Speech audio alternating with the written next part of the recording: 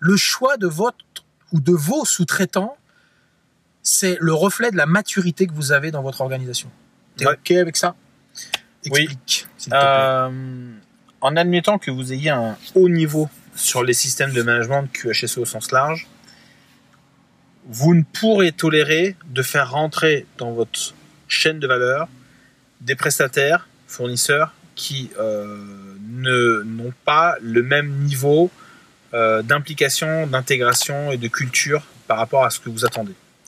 C'est extrêmement important et c'est notamment pour ça que, notamment en France, il a été créé le MAZ. Puisque le MAZ, c'était un moyen pour le secteur de la pétrochimie de s'assurer que les sous-traitants qui interviennent sur les sites Seveso, Soyoba, peu importe, avaient le niveau minimum requis justifiant ou permettant de justifier que les prestations seraient réalisées en connaissance de cause, avec une vraie culture du risque autour des missions qui sont réalisées.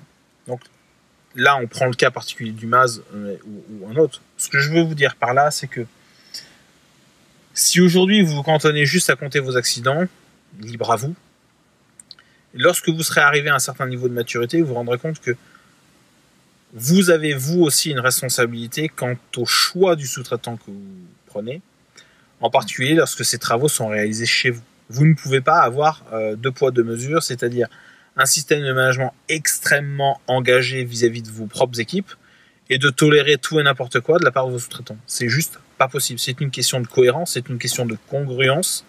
Et si vous n'êtes pas congruent sur le sujet, je peux vous garantir qu'à un moment ou un autre, vous aurez une problématique de crédibilité. Et le choix de vos sous-traitants est aussi une démonstration de congruence vis-à-vis de vos équipes, de votre chaîne de valeur et en particulier de vos clients.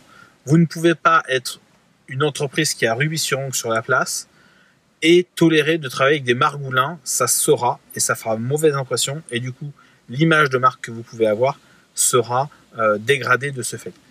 Je prends un autre exemple qui est en lien avec ça. Typiquement, on va prendre le cas de Chanel par exemple.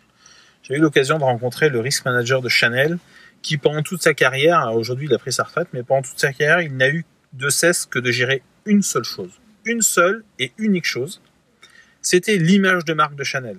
Son enjeu, c'était qu'il n'y ait pas, à un moment ou à un autre, quel que soit le thème, quels que soient les sujets, quel que soit un lieu dans le monde, où, à un moment ou à un autre, l'image de marque de Chanel pouvait être impactée.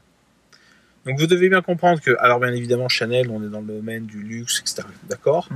Mais ce qui fonctionne pour Chanel dans son écosystème à lui peut également vous concerner, vous, directement ou partiellement directement, si vous n'êtes pas extrêmement vigilant sur le choix de vos sous-traitants.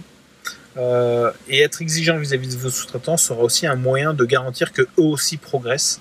Et c'est notamment pour ça que vous êtes peut-être à un moment ou à un autre ou pas concerné, mais lorsque vous répondez à des appels d'offres et que dans le cadre des appels d'offres, on vous demande si vous êtes certifié ISO, machin, si vous avez tel ou tel résultat en matière de sécurité ou en matière d'environnement, c'est juste qu'en fait, les organisations qui font ces appels d'offres souhaitent s'assurer que le niveau de maturité du partenaire avec lequel ils vont s'engager correspond à un minimum de standards qui sont attendus pour pouvoir réaliser la mission.